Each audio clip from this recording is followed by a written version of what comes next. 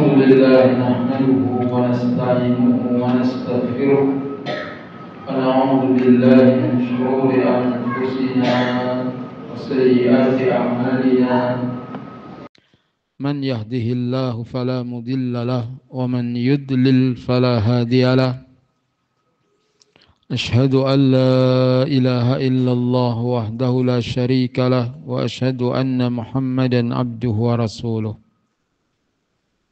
اللهم اقسم لنا من خشيتك ما تحول به بيننا وبين معاصيك ومن طاعتك ما تبلغنا به جنتك ومن اليقين ما تهون به علينا مصائب الدنيا اللهم متعنا بأسماعنا وأبصارنا وقواتنا ما أحييتنا واجعله الوارث منا واجعل ثأرنا على من ظلمنا وانصرنا على من عادانا ولا تجعل مصيبتنا في ديننا ولا تجعل الدنيا أكبر همنا ولا مبلغ علمنا ولا تسلط علينا من لا يرحمنا اللهم إنا نعوذ بك من العجز والكسل والجبن والبخل والهرم والقسوة والغفلة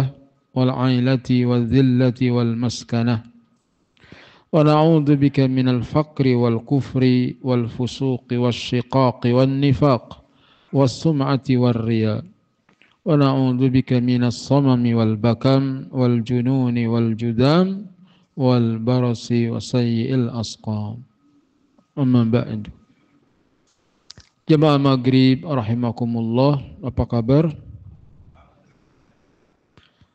Alhamdulillah, nikmat Allah senantiasa tercurah. Semoga Allah jadikan kita hamba yang pandai mensyukurinya. Bab tahrimudz zulmi wal amru biraddil madzalim. Bab mengenai haramnya zalim. Zalim menempatkan sesuatu bukan pada tempatnya, hukumnya haram. Apakah kezaliman kepada Allah seperti berbuat syirik? Apakah zalim kepada diri sendiri dengan mengerjakan maksiat atau meninggalkan kewajiban? Begitu juga zalim kepada orang lain. Semuanya hukumnya haram. Hadis ke-209 Wa an Abi Humaid Abdurrahman bin Sa'ad As-Sa'idi radhiyallahu anhu berkata Ista'mala an-nabiy sallallahu alaihi wasallam rajulan min al-Asdi yuqalu lahu Ibnu Lutbiyah ala sadaqah. Nabi sallallahu alaihi wasallam mengangkat seorang dari Al-Asdi yang dipanggil dengan Ibnu Lutbiyah untuk menjadi amil sedekah atau zakat. Ditugaskan sebagai penarik zakat. Falamma qadima qal, ketika Ibnu Lutbiyah datang menghadap Nabi, beliau berkata, hadza lakum wa hadza uhdiya ilayya. Ini harta zakat untukmu. Kalau yang ini hadiah yang orang berikan kepadaku. Jadi ketika menarik pajak, ada orang yang kasih hadiah. Faqama Rasulullah sallallahu alaihi wasallam 'alal mimbar. Maka Nabi sallallahu alaihi wasallam berdiri di atas mimbar. Fahamidallahi wa athna alaihi thumma qal. Beliau memuji-muji Allah, menyanjungnya. Lalu beliau bersabda, Jadi mengucapkan innal hamdalillah nahmaduhu wa nasta'inuhu wa nastaghfiruh dan seterusnya. Lalu kata beliau, amma ba'du fa inna ta'mil ar-rajula minkum 'alal 'amali mimma wallani Allah. Adapun setelah itu, sesungguhnya aku telah mengangkat sebagai amil seorang di antara kalian. Enggak disebut namanya. Seorang di antara kalian. Untuk satu urusan harta yang Allah telah kuasakan kepadaku. Fayati fayaqul, lalu orang itu datang dan mengatakan, hadza lakum wa hadza hadiyatun uhdiyat ilayya. Ini harta untukmu, sedangkan ini adalah harta hadiah yang diberikan kepadaku. Afala jalasa fi baiti abihi aw ummihi hatta ta'tiyahu hadiyatuhu in kana sadiqa. Kenapa dia enggak duduk saja di rumah bapaknya atau duduk saja di rumah ibunya hingga hadiah itu datang kepadanya jika dia benar. Kalau duduk doang di rumah ibunya, di rumah bapaknya, datang enggak hadiah? Enggak datang. Kamu dapat hadiah itu karena kamu menjadi petugas.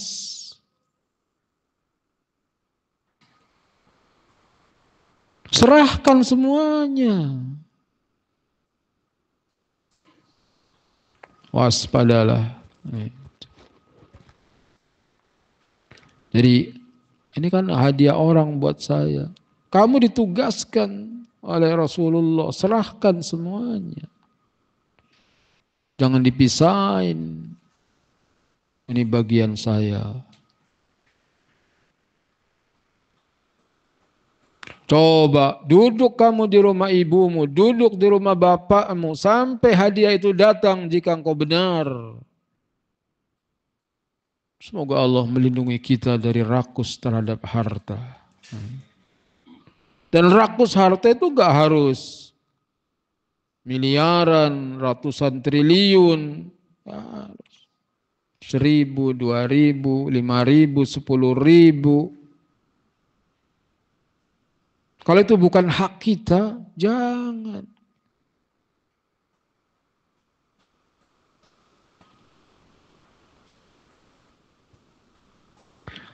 Wallahi la ya'khudhu ahadun minkum syai'an bighairi haqqih. Demi Allah, tidaklah seorang yang mengambil sesuatu yang bukan haknya illa laqiyallahu ta'ala yahmiluhu yaumal qiyamah, kecuali dia akan datang menghadap Allah Ta'ala dengan membawa harta itu nanti di hari kiamat. Antum ngambil pulpen temen, datang di hari kiamat bawa pulpen. Walaupun pulpen bukan haknya diambil. Orang nyolong kulkas, repot dia panggul kulkas di hari kiamat.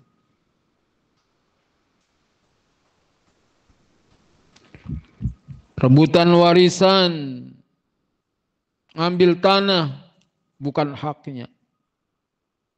Dipikul nanti 7 lapis bumi. Seperti dalam hadis man zalama qida sibrin minal ardi tuwikahu min sab'i aradin. Siapa yang mengambil sejengkal tanah secara zalim, maka dia akan dikalungkan nanti dengan 7 lapis bumi. Itu kedzaliman itu, ya Allah.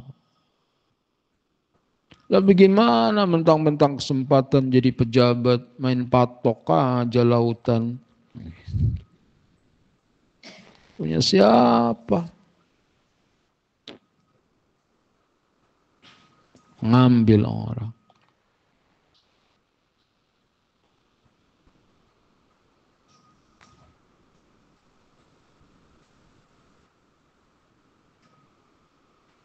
Fala a'rifanna ahadan minkum laqiyallaha yahmilu ba'iran lahu ruha. Maka jangan sampai aku mendapati salah seorang dari kalian datang menghadap Allah dengan memanggul onta sambil melenguh. Kambing mengembik, sapi melenguh, ayam berkokok, onta ya mungkin melenguh juga. Wah, orang yang ngambil onta datang menghadap Allah, dipanggul ontanya. Sambil bersuara itu ontanya. Au baqaratan laha khuwar, atau sapi melenguh. Au syatan tayar, atau kambing mengembik. Jangan sampai, kata Nabi, nanti aku melihat kalian berdatang di hari kiamat, ada yang manggul onta, manggul sapi, manggul kambing. Karena di dunianya nyolong onta. Mengambil onta, sapi, kambing yang bukan haknya.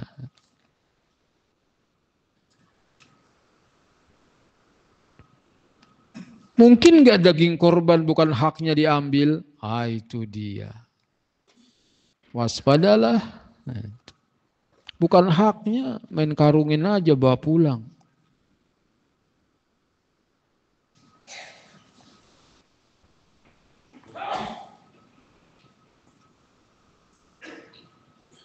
Jangan zalim kalau bukan haknya.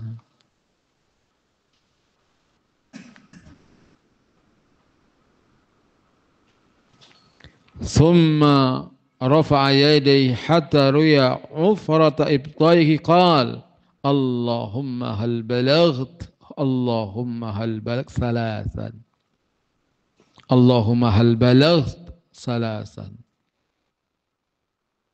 Lalu Nabi mengangkat tangannya sehingga nampak putih ketiak beliau sambil mengatakan, ya Allah saksikan, ya Allah bukankah telah kusampaikan? Diulang 3 kali. Muttafaqun alaih. Hadis ini disepakati oleh Bukhari dan Muslim. Fiqhul hadis, waliul amri yarsilu ma yajma'u zakata thumma yusarrifuha limustahiqiha bil adli. Seorang pemimpin, khalifah, presiden, raja, dia mengutus orang yang mengumpulkan zakat, kemudian dialokasikan kepada yang berhak dengan adil. Ini tugas penguasa. Bukan pajak yang ditarik, tapi apa? Zakat. Kalau pajak, yang kaya ditarik, yang miskin juga ditarik. Bukan pajak, tapi zakat. Yang bayar zakat yang kaya saja, yang miskin menerima zakat. Berkah, insya Allah, kalau negaranya menerapkan zakat.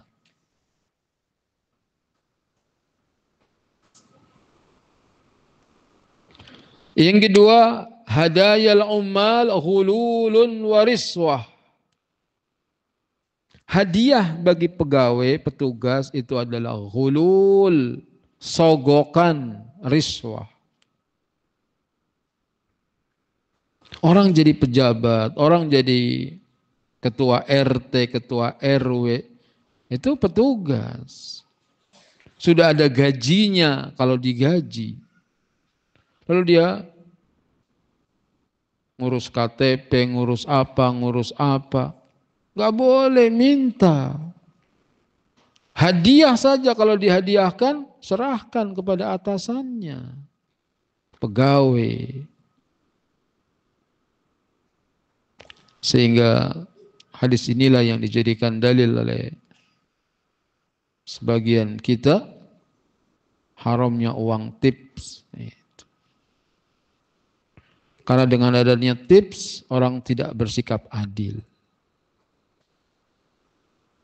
Karyawan bengkel mobil misalnya, kalau yang biasa ngasih tips, oh iya Pak, silakan Pak, langsung dikerjain. Karena biasa ngasih uang, apalagi kalau ngasihnya gede.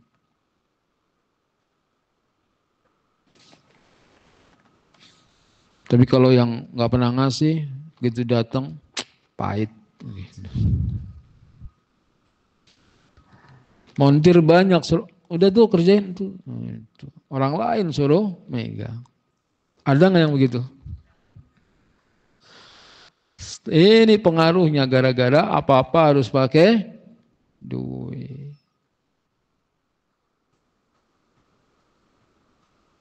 Hadayal ummal hululun wariswatun. Hadiah pegawai itu adalah hulul. Hulul itu asalnya mengambil rampasan perang sebelum dibagi.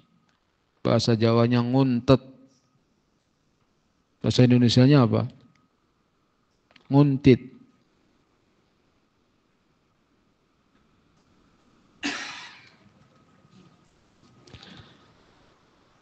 Pelajaran yang ketiga, man akhadha amwalan nasa bil batil faddahahullahu ala ru'usil ashhad. Siapa yang mengambil harta manusia secara batil, Allah akan tampakkan di hadapan para saksi. Naudzubillah, malu nanti di akhirat ya Allah.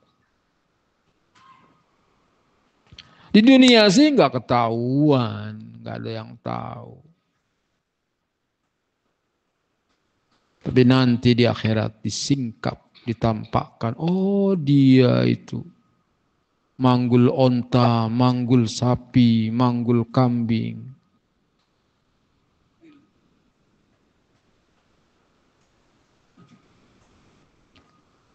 Bukan haknya diambil.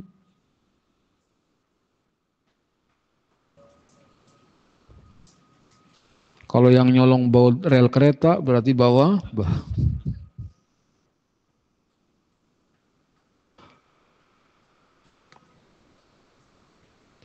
Kalau orang paham nih hadis ini, takut dia.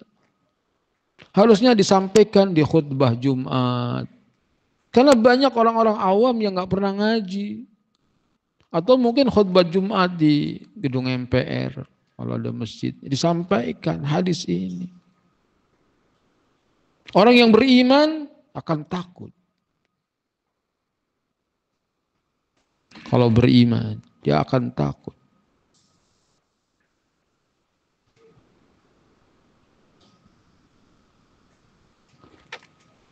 Sayang hadis ini tidak terkenal di tengah masyarakat. Sampaikan, dakwahkan.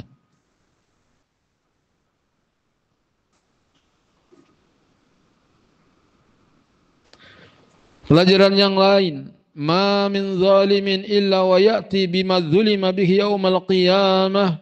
Tidak ada orang yang zalim kecuali dia akan membawa kezalimannya nanti di hari kiamat.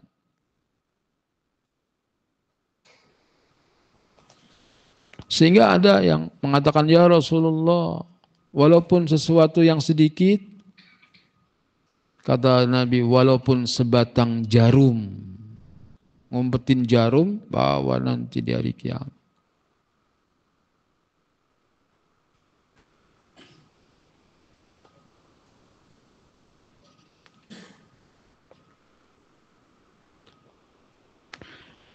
Dan di antara metode Nabi Sallallahu Alaihi Wasallam dalam memberikan nasihat, peringatan disebut secara umum, tidak menjatuhkan nama seseorang dengan mengatakan aku mengangkat seorang pegawai di antara kalian, tidak disebut namanya.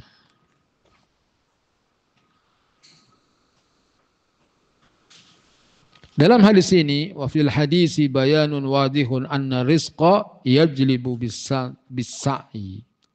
Hadis ini menunjukkan rizki itu didapat dengan cara usaha.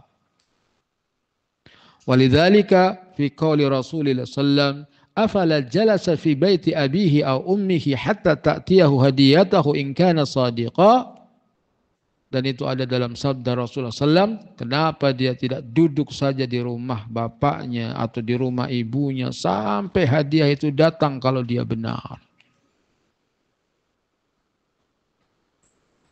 Jadi rizki itu didapat dengan apa? Usaha. Dia doa, dia juga usaha. Walaupun doa saja juga usaha. Tetapi ada usaha nyata selain doa. Keluar rumah, berangkat pagi, pulang malam. Begitu orang mau cari rezeki. Jangan cuma tidur. Makan mau enak, kerja malas.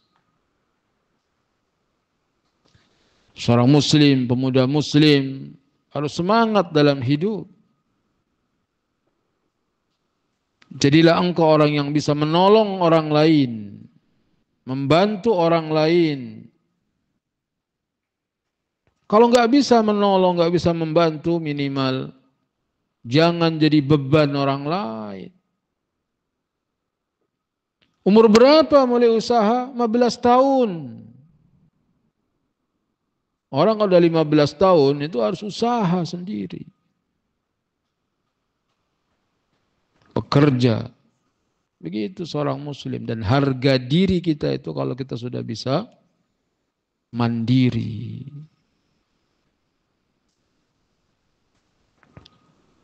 Pelajaran yang terakhir, istihbabu raf'il yadaini fid du'a. Disukainya mengangkat dua tangan dalam berdoa. Itu termasuk sunnah doa mengangkat kedua tangan setentang bahu. Berdoa. Allahumma akthir mali wa waladi wa barik li fima a'taitani wa atil hayati ala ta'atik wa ahsin amali wa aghfirli. Kemudian doa misalnya. Allahumma inni as'aluka imanan la yartad wa na'iman la yanfad wa murafaqata Muhammadin sallallahu alaihi wasallam fi a'la janatil khulad. Atau doa Allahumma inni a'udzubika min jaris su wa min zaujin tusayyibuni qabla al-masyib wa min waladin yakunu alayya rabba wa min malin yakunu alayya adaba wa min khalilin makirin ainuhu tarani wa qalbuhu yar'ani in ra'a hasanatan dafanaha wa idza ra'a sayyi'atan adaaha. Itu dibaca. Kecuali dalam khutbah Jumat maka dengan telunjuk. Dalam khutbah doa dengan telunjuk.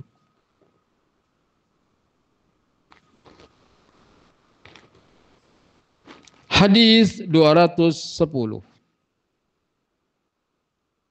Wa an Abi Hurairah radhiyallahu anhu anin Nabi sallallahu alaihi wasallam qala. Dari sahabat Abu Hurairah radhiyallahu anhu dari Nabi sallallahu alaihi wasallam beliau bersabda, "Man kanat 'indahu madlimatun li akhihi min 'irdihi aw min syai'in falyatahallalhu minhu al-yawm qabla an la yakuna dinarun wala dirham." Barang siapa yang memiliki kezaliman kepada saudaranya, apakah tentang kehormatannya atau tentang apa saja, tentang hartanya, tentang keluarganya, hendaknya minta dihalalkan kepadanya sekarang. Jadi mumpung masih hidup, kita pernah zalim tuh sama si fulan, datangi, minta maaf sama dia. Kita pernah ngutang belum bayar. Itu. Mungkin yang ngutangin udah lupa.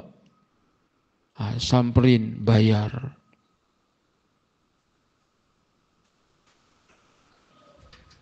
Kita pernah mencuri hartanya.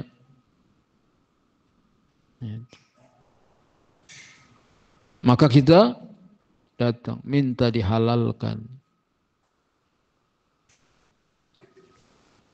Walaupun mungkin setangkai jambu atau rambutan. Pernah nggak nyolong rambutan?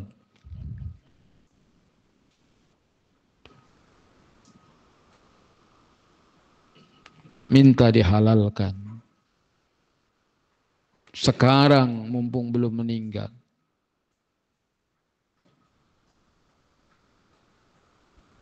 Qabla an la yakuna dinarun wala dirhamun. Sebelum datang saatnya tidak ada lagi dinar, tidak ada lagi dirham. Tidak ada dolar, tidak ada rupiah. Nanti di akhirat sudah enggak berlaku dinar dan dirham. In kana lahu amalun salihun ukhidha minhu biqadri madlimatihi. Kalau dia punya amal saleh, maka diambil amal salehnya sekedar kezalimannya. Ngaji kita, sholat kita, puasa kita, zakat kita, haji kita, umroh kita. Itu amal saleh.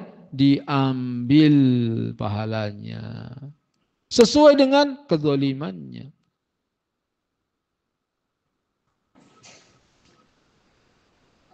Karena di sana bayarnya bukan pakai dinar, bukan pakai dirham, bayarnya pakai amal saleh, pakai pahala. Wa illam yakun lahu hasanatun. Kalau yang zalim ini nggak punya kebaikan, udah banyak dosa, amal saleh nggak punya. Makanya kalau orang banyak dosa tapi rajin ibadah, ya mending aja lah, gitu. Kamu rajin ngaji tapi kok zalim, ya mending daripada udah zalim nggak ngaji. Kalau masih mau ngaji juga masih diharapkan bisa taubat. Kalau masih mau hadir di majelis ilmu diharapkan dia melewati hadis yang seperti ini, dia mikir. Walaupun nanti keluar masjid nggak tahu ingat lagi apa enggak. Tapi minimal pas denger itu mikir.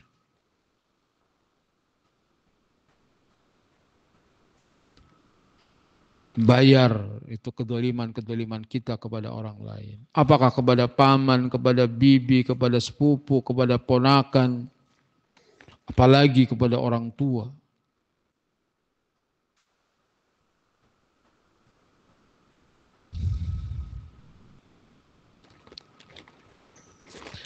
Wa illam yakun lahu hasanatun.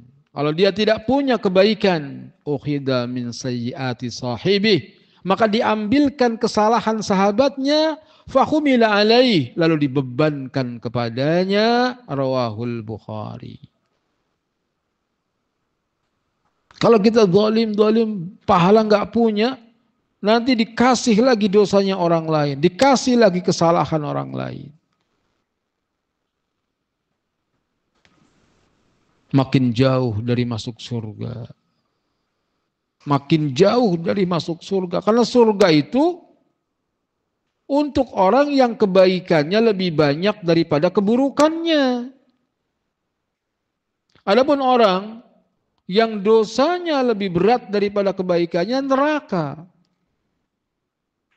Fa'amma man thaqulat mawazinu fahuwa fi 'ishatir radiyah. Adapun orang yang berat timbangan kebaikannya, maka dia berada di tempat yang diridhoi. Semoga kita termasuk di dalamnya. Wa amma man khaffat mawazinu. Adapun orang yang ringan timbangan kebaikannya, dikit amalnya. fa ummuhu hawiyah. Maka tempat kembalinya neraka hawiyah. Udah amalnya dikit, kita nggak tahu diterima apa enggak, dicampur ria apa enggak. Jangan bangga kalau kita banyak ibadah juga. Sebab kita nggak tahu ibadah mana yang diterima.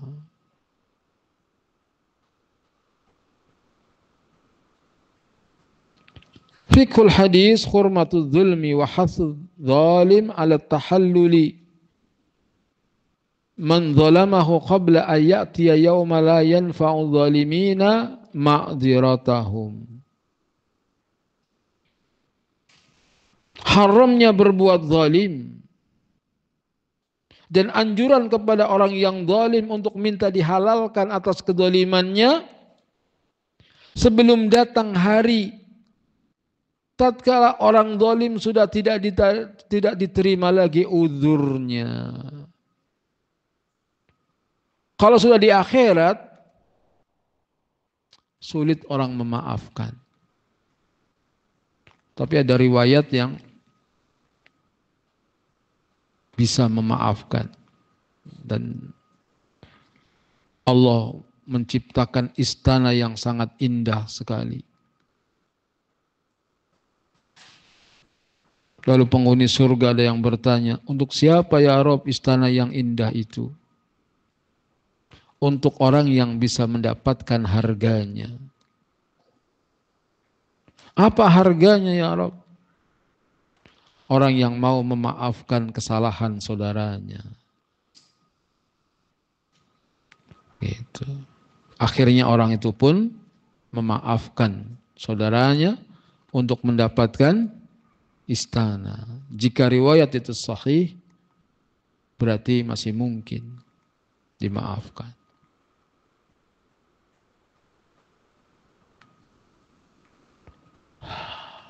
Semoga Allah Ta'ala mengampuni dosa-dosa kita. Dan kita harus serius berpikir, cari orang-orang yang pernah kita zalimi sebelum mati. Jangan entar, kita nggak tahu kapan ajal tiba.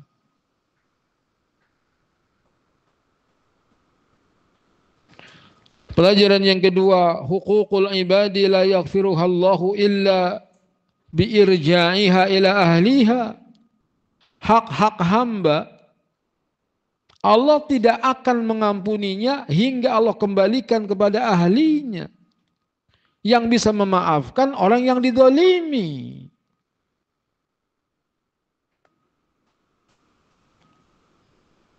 Misalnya si Zaid zalim kepada si kalau zalim jangan Zaid. Si Panjul zalim sama Panjulah. Panjul zalim sama Panjulah. Si Panjul menyesal, kemudian mohon ampun kepada Allah, istighfar. Tapi si Panjulah masih tetap enggak saya maafkan. Bisa enggak dimaafkan? Enggak bisa. Sampai si Panjulah memaafkan si Panjul baru. Dosa kepada Allah orang bisa taubat istighfar mudah. Dosa kepada sesama itu susah taubatnya. Apalagi orang zalim di Mekah, zalim di Medina sama orang. Lu minta maafnya gimana orang yang gak tahu orang mana? Antum misalnya pulang dari Masjid Nabawi, nyari sendal hilang. Daripada panas lah sendal siapa diambil. Itu gimana minta maafnya itu.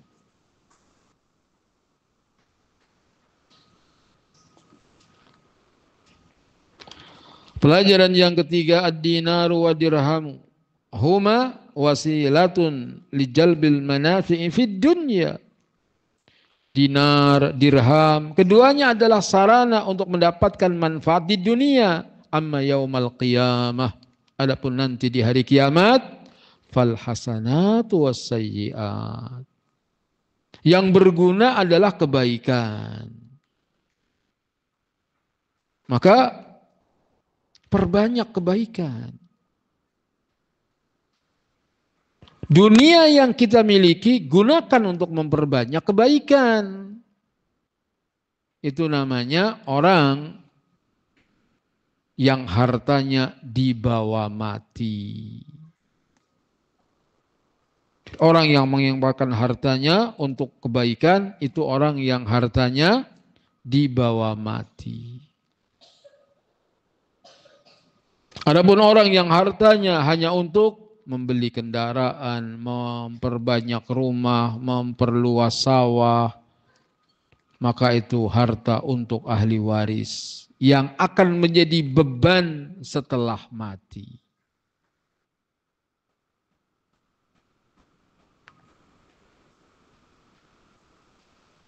Jadi beban. Sebab ditanya apa enggak nanti?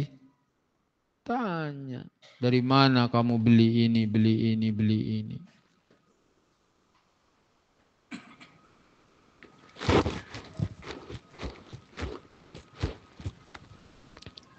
Pelajaran yang keempat, al-hasanatu was-sayyi'atu tuzanu yaumal qiyamati biqadri madzalim. Kebaikan, keburukan akan ditimbang nanti di hari kiamat sesuai dengan kadar kezaliman. Semoga Allah ampuni dosa-dosa kita.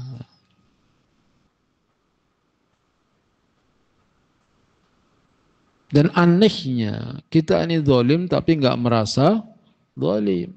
Yang tahu zalim apa enggak adalah lawan kita. Kadang kita merasa dia yang zalim kok, bukan saya. Menurut kita. Harus lihat timbangannya menurut syariat.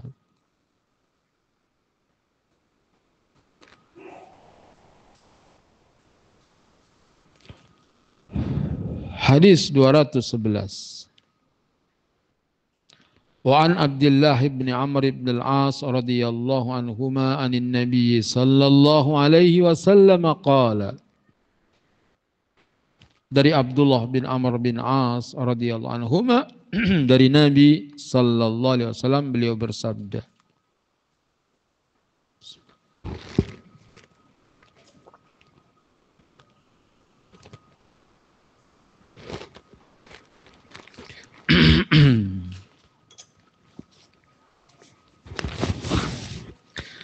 Al-muslimu man salimal muslimuna min lisanihi wa yadihi. Seorang muslim adalah orang yang muslim lainnya selamat dari lisannya. Selamat dari tangannya. Muslim yang sebenarnya itu yang bisa jaga mulut untuk tidak menceritakan keburukan orang lain. Tidak mencela orang lain. Tidak menyakiti orang lain. Itu muslim yang sebenarnya. Maka disuruh belajar diam. Sebagaimana engkau belajar bicara. Dulu kita diam gak bisa ngomong. Itu latihan ngomong. Sekarang udah pinter yang ngomong. Disuruh belajar diam. Lihat sesuatu, diem ah. Lihat sesuatu, diam. Jangan mau komentar, lihat apa saja komentar.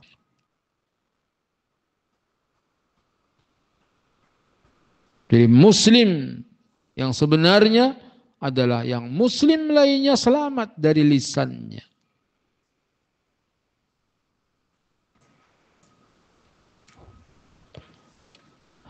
Semoga Allah memberikan taufik kepada kita untuk bisa menjaga lisan. Muslim lainnya disakiti, didolimi saja berbahaya. Apalagi kalau muslim itu penguasa. Apalagi kalau muslim itu ulama. Oh, waspada. Daging ulama beracun. Daging ulama beracun. Artinya, kalau kita menggunjing orang mukmin yang bukan ulama, ayuhibba ahadukum ayyakula lahma akhihi maitan fakarihtumu. Apakah kamu suka makan daging saudaramu yang sudah mati? Bukankah kamu jijik? Itu kalau muslim yang bukan ulama. Makan bangkai orang. Kalau yang digunjing itu orang alim, ulama, maka bukan sekedar bangkai manusia. Bangkai manusia yang sudah disuntik racun. Bahaya sekali. Makanya kadang kita baru belajar, itu suka. Bagaimana Ustadz itu mengambil ilmu dari syekh ini, bagaimana Ustadz mengambil ilmu dari syekh itu. Emang kenapa syekh itu punya penyimpangan begini-begini, syekh itu? Ya Allah. Jarh wa ta'dil itu para ulama. Bukan orang baru belajar. Ini menegakkan kebenaran. Itu alasannya. Kalau saya diam dan kamu diam, maka siapa yang tahu mana yang sahih, mana yang dhaif? Kayak imam jarh wa ta'dil. Semoga Allah menjaga lisan kita.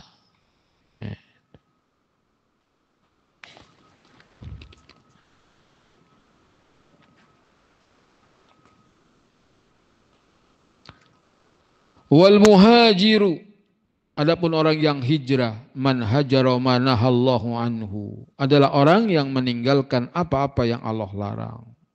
Muttafaqun alaih wa lafdhu lil Bukhari. Hadis ini disepakati oleh Bukhari dan Muslim dan lafaz ini bagi Imam Al-Bukhari.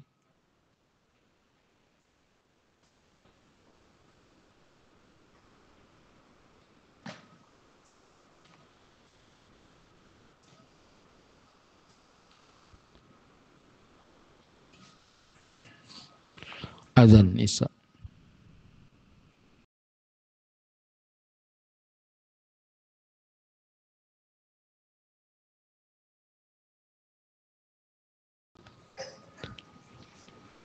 Alhamdulillah wassalatu wassalamu ala Rasulillah. Ashhadu an la ilaha illallah wahdahu la syarika lah. Wa ashhadu anna Muhammadan abduhu wa rasuluh. Al-muslimu man salima al-muslimuna min lisanihi wa yadihi wal muhajiru man hajara ma nahallahu anhu. Muttafaqun alaih wa lafdhu lil Bukhari. Seorang muslim adalah yang muslim lainnya selamat dari lisannya dan tangannya. Orang yang berhijrah adalah orang yang berhijrah dari apa yang Allah Ta'ala larang. Hijrah itu meninggalkan yang dilarang. Hijrah itu pindah dari syirik menuju tauhid. Dari bid'ah menuju sunnah. Dari mungkar menuju ma'ruf. Itulah hijrah yang sebenarnya. Bukan sekedar pindah negara. Dari negara kafir ke negeri Islam. Tapi dia tetap kafir, nggak ada gunanya. Tapi bid'ah hijrah itu pindah dari yang Allah larang menuju yang Allah ridhoi.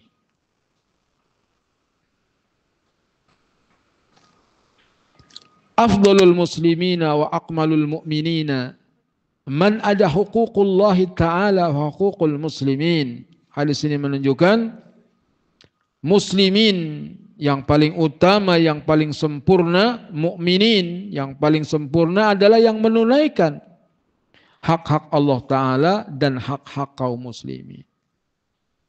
Bagus hubungannya dengan Allah, bagus hubungannya dengan sesama.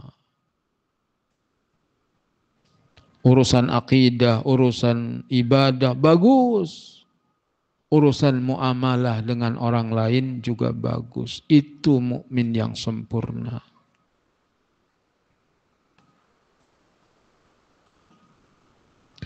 Pelajaran yang kedua, al-i'tida'u qad yakunu qawlan aw fi'lan. Fi'lan aw qawlan. Gangguan, menyakiti kadang-kadang dengan lisan, kadang-kadang dengan perbuatan.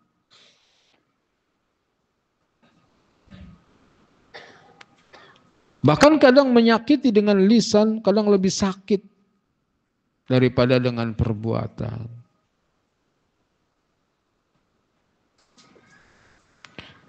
Yang ketiga, yambaghi tarkul ma'asi wal tizamu ma amarallahu ta'ala bihi. Hendaknya kita tinggalkan maksiat dan berpegang teguh dengan apa yang Allah Ta'ala perintahkan.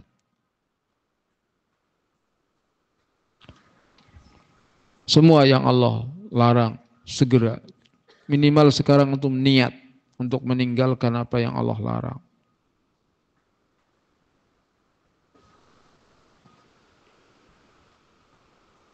Sehingga dikatakan kalau ada orang yang dibenci orang lain, dijauhi orang lain, kok nggak tahu apa salahnya, aneh. Kenapa ya orang benci sama kita, orang jauh dengan kita?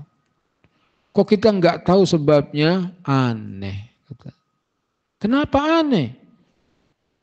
Karena kita tahu bahwa diri kita banyak dosa, banyak maksiat, tapi nggak sadar. Kalau orang yang cerdas, seretnya rizki, sulitnya hidup, banyaknya musuh, itu di antara sebabnya. Di samping ujian dari Allah adalah dosa-dosa yang kita lakukan. Maka taubat kepada Allah.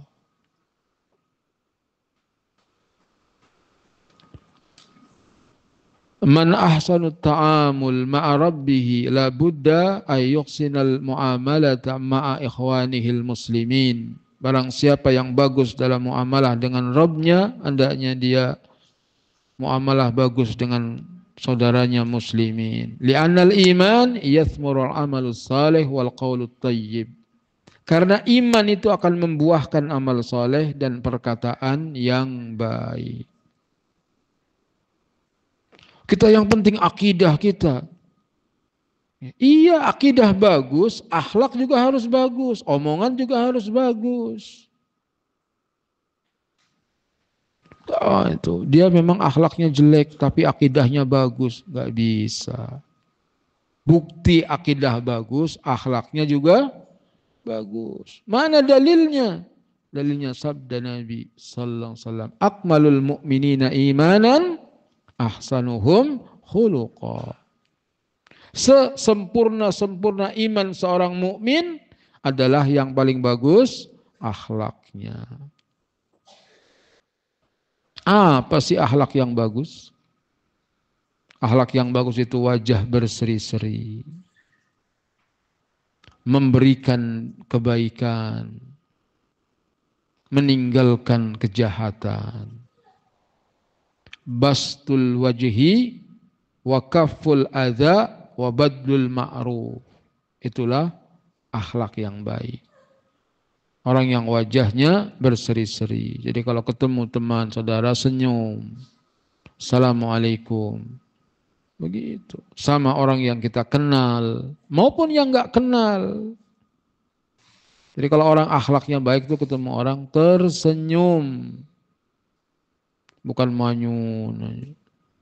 Udah jelek manyun. Cantik aja manyun jelek, apalagi udah jelek.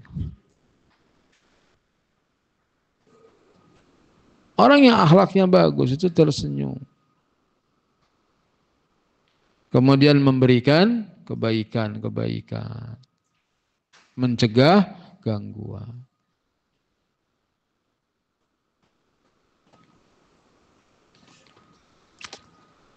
Al-hijratu hijratan. Hijrah itu ada dua hijrah. Zahiratun wa batinatun. Ada hijrah zahir dan batin. Fa'ama zahiratu hiya al-firaru bid-dini minal fitan. Adapun hijrah zahir adalah lari dengan membawa agama dari fitnah. Misalnya dari Palestina, kita nggak bisa beragama dengan baik di sana, diganggu terus oleh Yahudi. Nah, kita boleh hijrah, pindah. Wal intiqalu min daril kufri ila daril Islam, pindah dari negeri kafir menuju negeri Islam.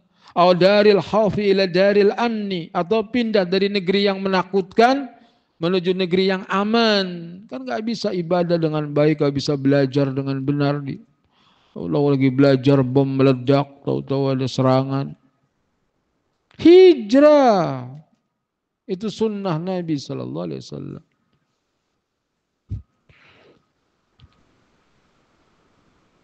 Wa ammal batin, wa ammal batinah, adapun hijrah batin, fahiya tarku hawa nafsi wa syahwatiha, yaitu meninggalkan hawa nafsu dan syahwatnya. Wa kabuha jimahiha wa tarbiyatiha ala ta'ati fatiriha, dan mengendalikan kendalinya dan mendidiknya untuk taat kepada penciptanya. Jadi hawa nafsu dikendalikan, dididik untuk taat kepada penciptanya. Siapa penciptanya? Allah. Jadi hawa nafsu dididik untuk taat, jangan diperturutkan.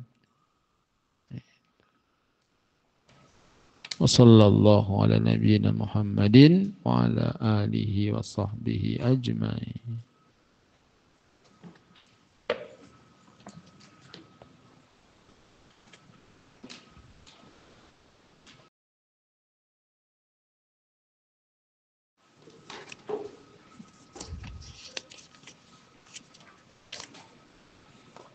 Assalamualaikum warahmatullahi wabarakatuh. Waalaikumsalam warahmatullahi wabarakatuh.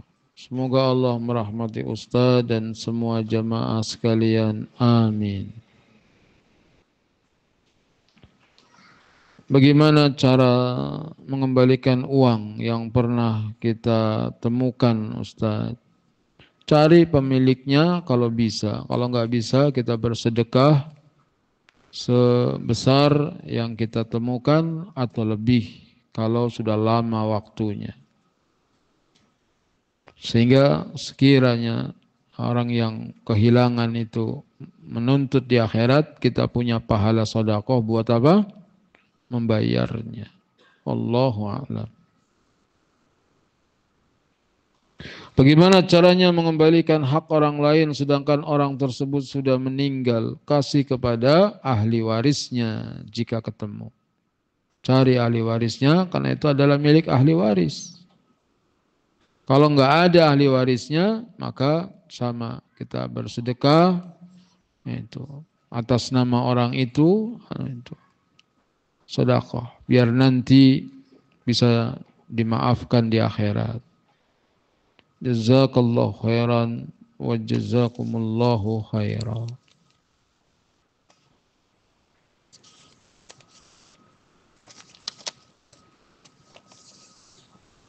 Ini tulisan orang sudah itu lama hidup di dunia. Model tulisannya keren. Kalau orang sekarang nggak begini nulisnya.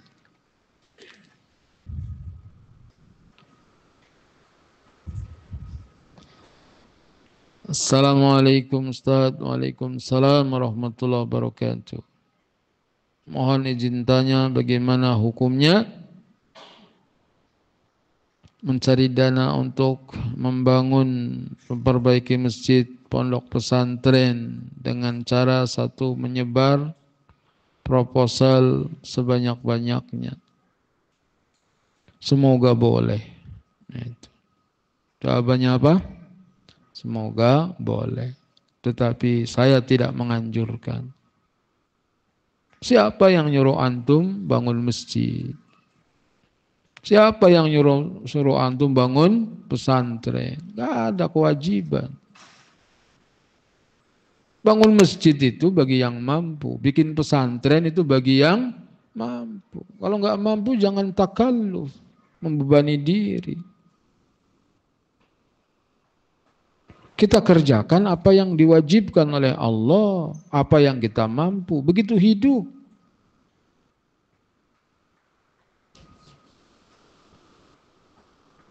Gitu. Dan kadang-kadang pengangguran. Kadang-kadang aja, bisa benar bisa enggak. Pengangguran, enggak punya kerjaan, lalu bikin yayasan lah, apalah. Lalu minta-minta. Nanti sebagian buat bikin pesantren, sebagian buat pengurus. Jadi dia dapat gaji dari situ.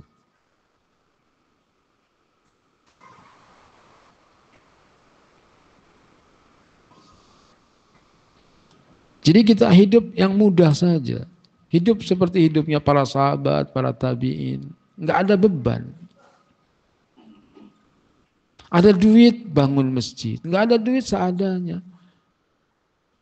Masjidnya kecil nih, butuh tempat yang lebih lebar. Ya jemaahnya suruh patungan. Sholat di sini, gitu. Kita lebarin masjid, yuk, bareng bantu-bantu. Sesama kita. Gak usah nyebar-nyebar proposal. Ke timur, ke barat, ke utara, ke selatan. Dapat kagak. Gitu. Malu iya. Ada yang dapat, dipegang sama yang nyebar proposal. Kayak tadi. Ini uang untuk masjid, ini hadiah buat saya. Jadi kalau nyebar proposal sebanyak-banyaknya, semoga boleh. Tapi saya tidak menganjurkan cara-cara seperti itu.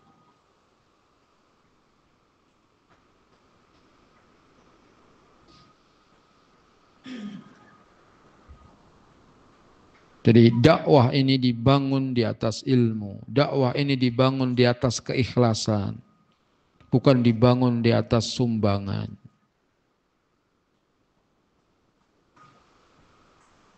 Kalau benar engkau menolong agama Allah, pasti Allah akan menolongmu. In tansurullaha yansurkum wa yuthabbit aqdamakum. Pasti Allah akan tolong. Apalagi kita bikin pesantren, darurat kompor, darurat tempat tidur, darurat apa-apa darurat. Minta-minta.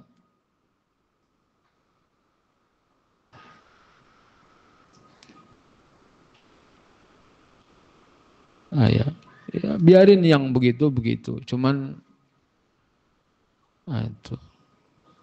Kita atau saya maksudnya janganlah begitu. Al-haya'u minal iman. Malu itu sebagian dari iman. Kalau sudah nggak punya malu ya silahkan berbuat sesukamu. Idza lam tastahi fasna ma syi'ta.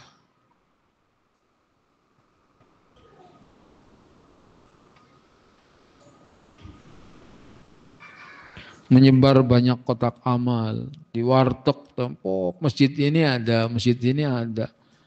Kasian itu etalase warteg gitu. Banyak itu. Dan saya lihat tempat tukang wartegnya megang kunci. Kalau nggak ada kembalian ditukar, gitu. Diambil.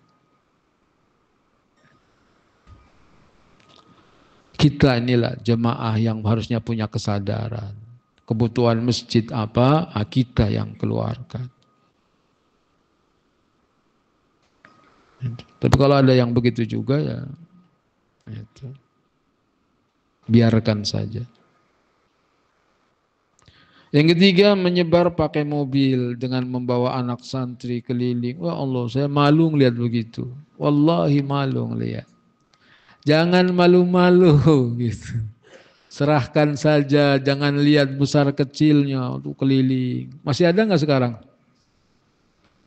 Nggak tahu dari mana itu pesantrennya di mana. Begitu orang Islam di zaman Nabi. Gak. Hidup sederhana. Mau berangkat perang, gak ada makanan tuh. 300 pasukan Abu Ubaidah bin Al-Jarrah dibekali sekarung kurma.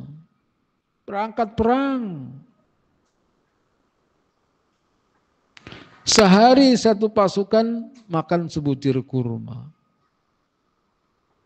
Gimana mau perang sebutir kurma? Antum nasi uduk 3 bungkus. Itu aja ngaji ngantuk.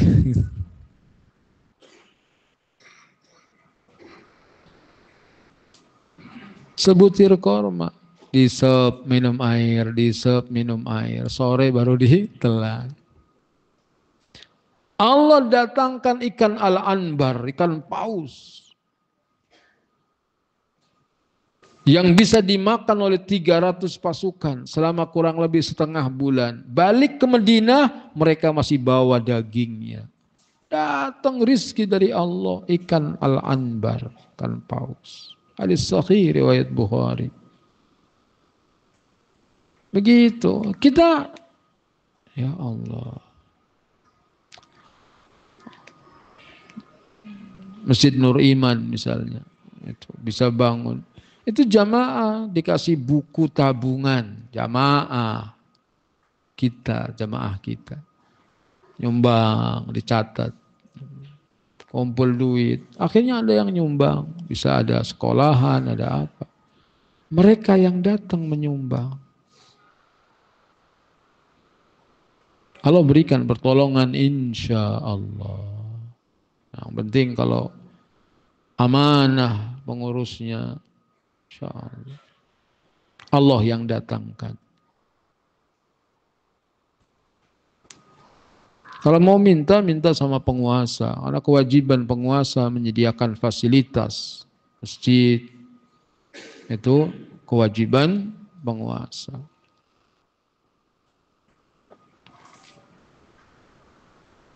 Menaruh kotak amal di jalan sambil sholawat dan doa. Enggak, kita enggak seperti itu. Jangan.